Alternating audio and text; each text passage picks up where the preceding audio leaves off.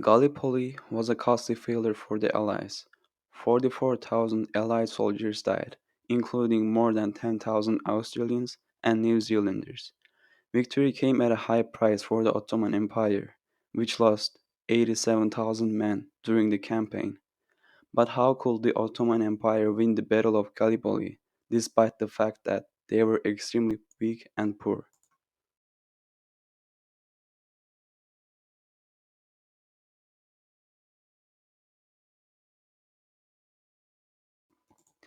One of the main reasons behind this weakness is that, especially after the 18th century, they underestimated the importance of education and industrialization, and they couldn't catch up with the growth of the European empires.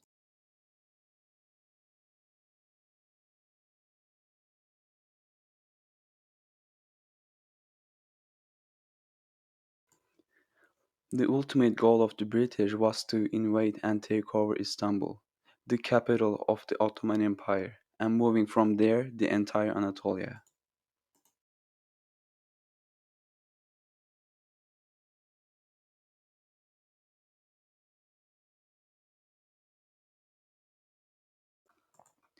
Long called the sick man of Europe, the Ottoman Empire had suffered one military defeat after another in the lead up to World War One.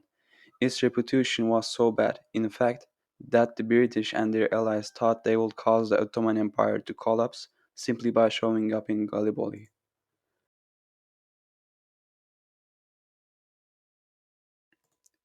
With their modern battleships busy fighting Germany, they exclusively employed outdated models during the Gallipoli campaign against the Ottoman forces. On top of it, most of their troops were inexperienced young men, including those brought from Australia and New Zealand. The Ottomans took advantage of this, as they were more than eager to defeat the Allies.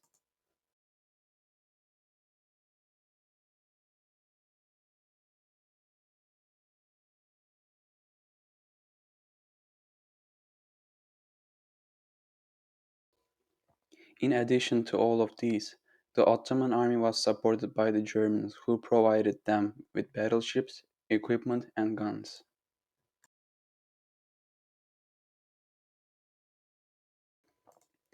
And what was the role of the US in this puzzle?